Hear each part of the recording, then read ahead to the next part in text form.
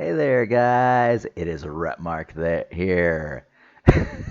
So, time for episode 5. A little late getting on this, but yeah, we are continuing forth all the way up until the end. So, what did we have here? We had episode 5, Return of the Mandalorian.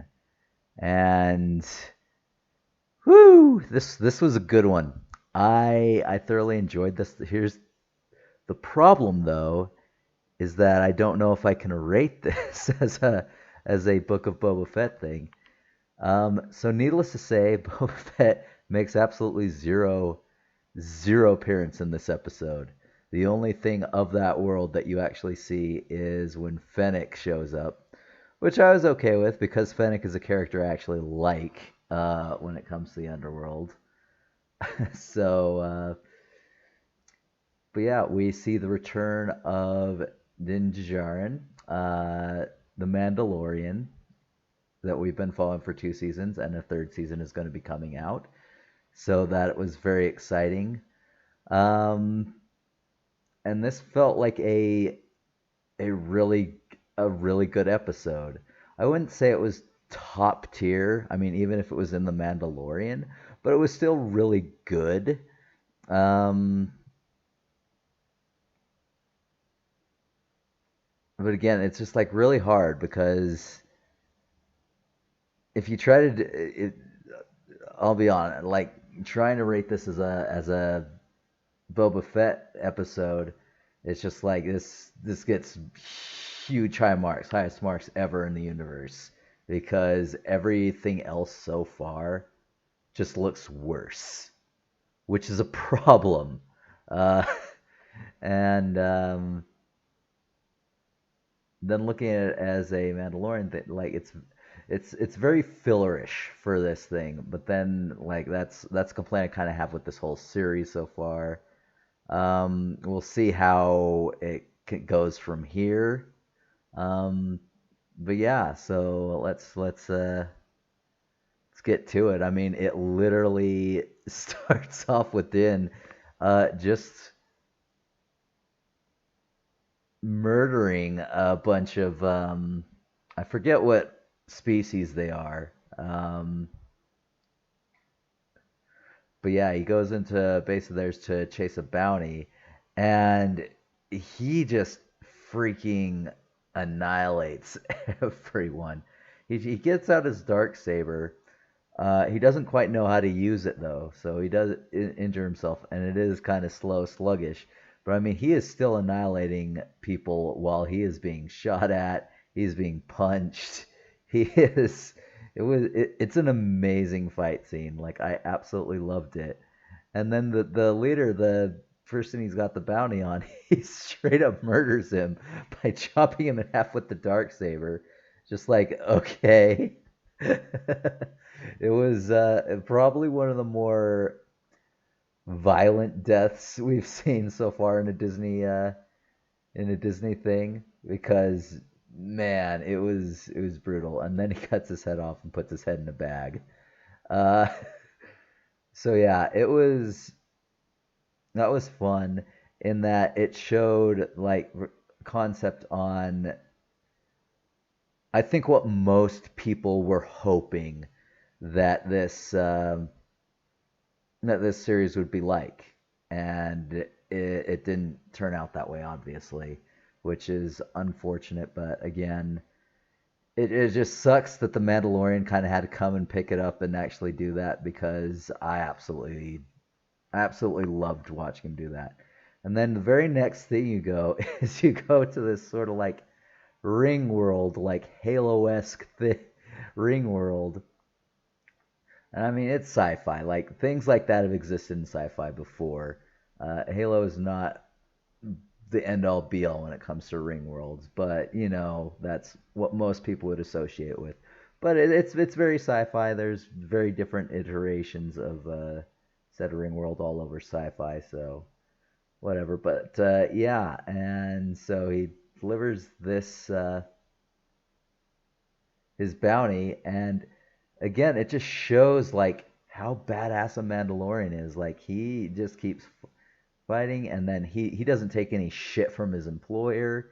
They're just like, come on, sit down. And he's just like, no, just give me my money. And they're just like, I'm not gonna tell you anything. And he's just like, fine, then I'll just go someone else who has a bounty on this guy. And they're just like, all right, all right, all right. Like again, this is what you establish. This is what most people have established what bounty hunters are, you know, and it's not again what we got with Boba Fett. I'm going to get into a little bit more on this a little later in this episode, but into Boba Fett. But anyway, moving on. Then we go into he finds his coven, his coven. There's only two people left. It's in the bowels of the ring world at the underside. Um, and he it does fill in some lore. It shows an amazing scene of the Night of a Thousand Tears, where the Empire literally just bombed the crap out of Mandalore and utterly destroyed it. Um, so essentially, you have this coven of three people, including Din, and then you have maybe a few dozen, a couple dozen with Bo Katan. So I don't know how that is like fully going to play in. Um, so that could be interesting. I have a feeling that won't be hit on until Bo Katan's series, which is coming up, and maybe touched on a little bit more in Mandalorian season 3, obviously, since both those series deal with Mandalorians. But anyway, there were a few things that I thought were a little bit awkward about that. Um, well, I did like the lore. I did like the fight because I mean he has a dark saber and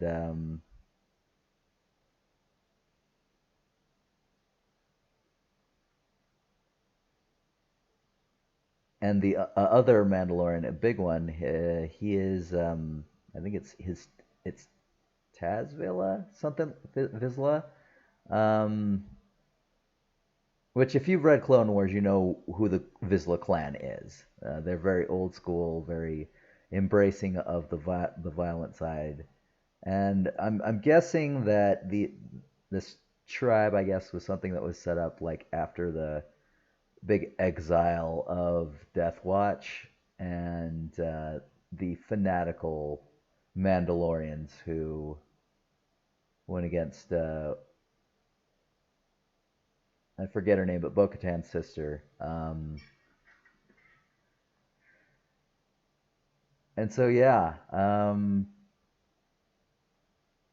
he like didn't know how to use the dark saber. The armor kept saying he was fighting against what the blade wanted to do, and he wasn't focused. And then Vizsla he challenges Din into a duel for the dark saber,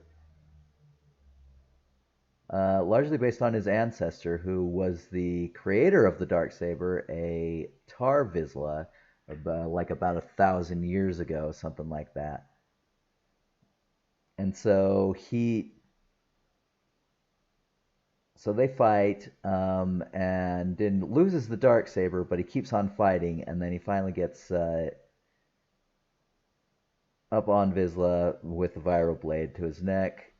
The armor stops it, just like it's only us three, and then it's just like, have you removed your helmet to Vizsla? And he's just like, yes, I've not removed my helmet.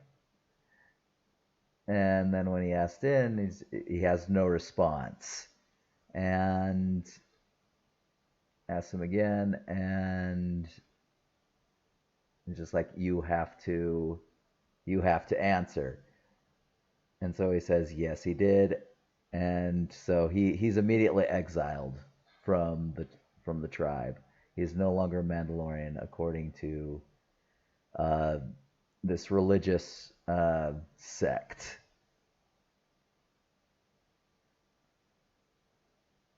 So he asks if there's anything he can do. He has to go into like the living waters underneath the Mandalorian caves, which who knows if anything are left. Most of the mines have been destroyed, um, obviously, but maybe that'll figure again in Mandalorian season 3. So we will see that hopefully. Oh yeah, and then there's the whole thing of his Beskar spear and the armor telling him that uh, Beskar should only be used for armor, and it's just like, and not for weapons. And it's just like, well, what about those little missile cricket things you made for him on his wrist guard? Those are Beskar. Like, that's a little inconsistent from what you're doing. So so like I said, I like the scene overall, but I found it in parts awkward. The dialogue wasn't as great, but it was still a fun, enjoyable little thing of reintroducing it and filling in some plot points and some lore because obviously they're kind of changing things in terms of what Legends has. Well, at the same time, using some of the Legends to create new lore, which so we'll see where that goes. So another thing where I'm just like, he takes public a commercial transport to Tatooine, where what's her name, Pelimoto, I believe that's how it's pronounced, is replacing his Razor Crest. This is an interesting little scene. The only thing that I hated is that he had to remove all his weapons. Just like even the dark saber, he puts away in a box, and it's like, come on, no one knows what this even is. Why, like keep one that way he still keeps with his sort of religion and as a Mandalorian, but it it just seemed a little weird, and especially since he could have gotten another bounty somewhere in that ring world and just gotten a private transport, but didn't opt to go that way. I did like the Rhodian kid who looks up and waves at him, and like here's the thing, Din Djarin he's a good guy. He's well-meaning. He's a decent person, but at the same time, you can be a decent person and still be a badass. And yeah, so, a lot of people like children, animals, that they see him as such. He may look like a villain, he may be badass, but at his core, he is a decent person.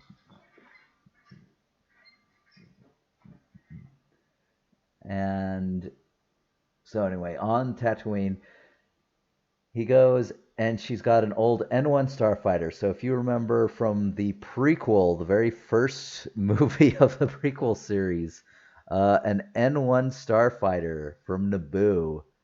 So, and then there's kind of a little comedy scene where they're like a womp rat is sort of making havoc. And then she has to get like parts, like the ship's not finished by the time he gets there, and he's asking for his money back, but he agrees to help her finish it before he passes judgment or asks for his money back. You get a funny story how she knows how to speak the Jawa language because she dated a Jawa, and apparently they're very furry, and the way the way it was surprisingly an adult reference, which would probably go over kids' heads, but if you're an adult and you watched it, you probably got where she was going with that. And and here's another thing that kind of fell as a weakness: the montage of them rebuilding this ship. Like I wouldn't mind a montage, but this thing was about 6 minutes long. This was literally like a 6 minute long montage of them putting together a ship, which I felt was a little long. Don't get me wrong, I didn't hate it. I just felt that it kind of dragged and it just served as kind of filler for the episode. Um, that didn't really add much to it, but it was fun. It was fun. And then he goes and he tests it out, flies it. I love how he said, well, I'll get to that later, but how it handles it. It's the same canyon from the race in the first one, and then he goes up into space. He goes by the and gets pulled over by the cops uh, for flying too close and too fast to a commercial liner. And anyway, so it's established. We know who the first guy is, the older guy. He lets him go. He respects him. And then the younger guy, from what I've looked and read into it, that is actually the actor that plays Luke Skywalker. They electrically impose Skywalker's face onto him, but I mean that is the actor that they are doing that to, and he successfully gets away, and they're just like, all right, just whatever, let him go. He gets down, he says, "How was it, wizard?" And I've talked to a lot of people about this. Most people don't get that reference, which also goes from the first movie during the pod race. So it blows my mind how people are just like, where does that even come from? Um, I mean, it is kind of obscure, but it has been used before in Star Wars, so there's that. And yeah, and then at his return, like Pele's just like someone's looking for you. He's just like, who? Didn't give a name, but I told her I didn't know where you were, and turned on the security of the base or something like that. And she's just like, Fennec Shand. And yes, I did not mind this because Fennec is the one thing I actually love about the Book of Boba Fett. Like, I love her as a character. I love pretty much everything about her, like how she handles herself, her acting, just everything. She's the bright spot on this. So I didn't mind this interruption, but it literally felt like a Mandalorian episode. Um, but anyway, she asks him to ask Djarin to help Boba Fett with the upcoming war with the Pikes that we know is coming up. Um, and he agrees. He doesn't take the money that which is offered. He says it's on the house, but first I have to visit a friend.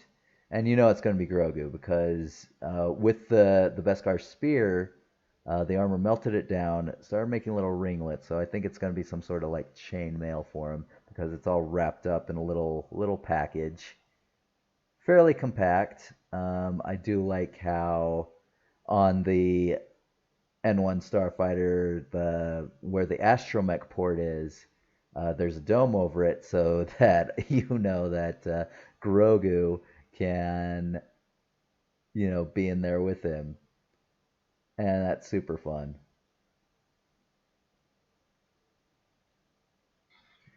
So yeah, and then that's how it ends, and I was just like, oh God, I forgot this was a Boba Fett episode. Like I literally did. Like when I heard the end credits go on, I was just like, wait, what? Oh, yeah, this is a Boba Fett episode, not a Mandalorian, even though that's entirely what it was. Um, so yeah, like this episode is great, and so so what I want to do is I want to sort of explain like where the disconnect for Boba Fett is for me and from a lot of other people I've talked to. I mean, some people love it. I'm not going to take away their enjoyment for it, but I mean, this series has issues. This series has a lot of issues. Um, but anyway, like again, we know what bounty hunters are, and we've seen who Boba is, like even beyond Legends, and all the other stuff. The first time you meet him on the Mandalore, like he's completely badass.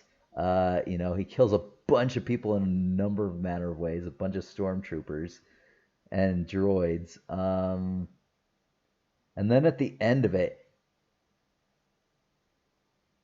he kills Bib Fortuna like straight to the face for no reason. It's just like I want to take your throne. And yeah, it's like where's that guy? Like that's the issue is we have seen him being a badass. And don't get me wrong, there have been places in this series where he has been a badass. Again, he broke free of um, the Sarlacc. He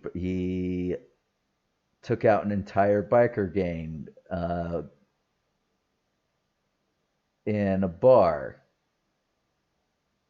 He then killed the biker gang later. Um, let's see what else. I mean, there were he survived a couple assassination attempts. Those were with help.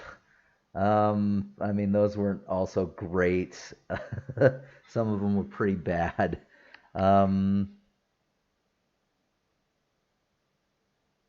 like I'm not gonna give him the first fight where against the assassin group where he could have used his jetpack or his flamethrower to do something. That yeah, I'm not giving him that one. That was bad writing and that was a bad fight. I'm sorry. Um, what other badass things? Oh, he earns the respect of the Tuscans. All right, fair enough. He teaches, trains, and succeeds in taking out an armored train run by the Pikes, running Spice. So that as well.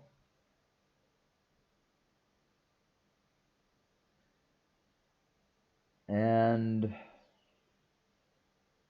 I mean, that's so again, there are instances even within this series where he is a badass. The problem is the implementation of it because again, he's shown to let people walk all over him, like with the mod squad or the mods, whatever the hell you want to call them. I don't know. Uh,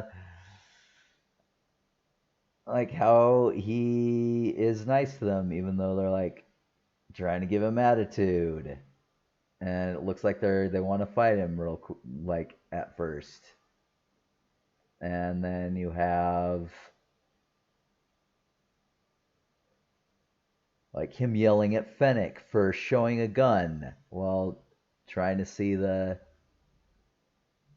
mayor. It's just like, come on, what are you doing?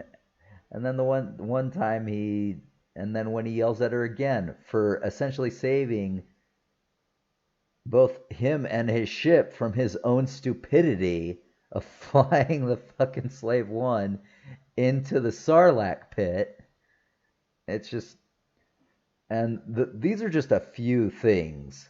Like, he just comes off like, I get that they're kind of trying to transform the thing, and I've read Legends. Like, he does make a transformation from a brutal bounty hunter to an honorable man, and I believe he becomes like the new Mandalorian at some point. But I mean, again, that's Legends. But it seems like they're doing some sort of transformation here. Um, the thing is, it's really horribly implemented because you just get this feeling of a guy who no one respects.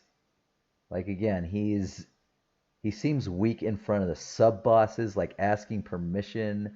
He seems weak in front of his own lieutenant. He seems weak in front of freaking strangers. Like, there's a difference between ruling by respect and not by fear, and being freaking spineless. And he comes off as spineless. And that's what pisses me off. And probably a lot of other people about Boba Fett on this is I can see what they're trying to do, and probably a few other people can as well. Um,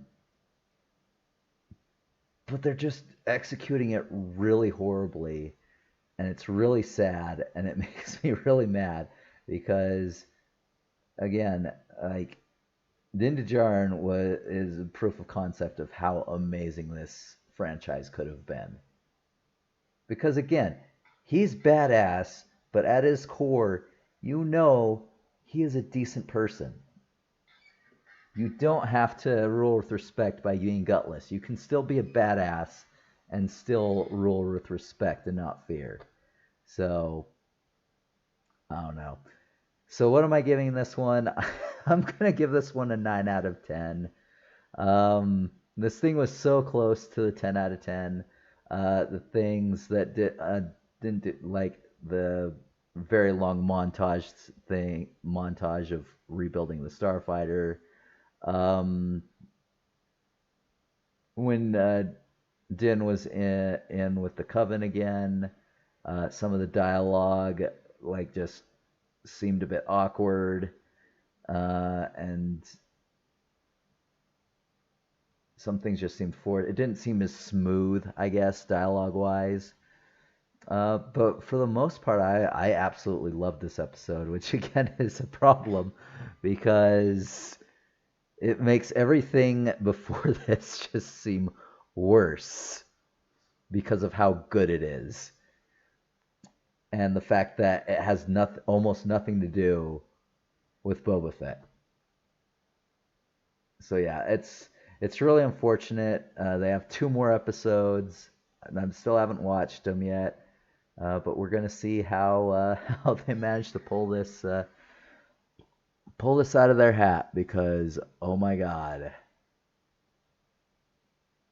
this is I'm not sure if they can save Boba Fett at this point.